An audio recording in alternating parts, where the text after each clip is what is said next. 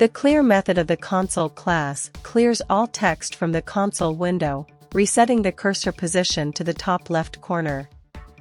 This method works only in console applications. If the console does not support clearing, e.g., some terminals or output windows in certain IDEs, it may throw an exception.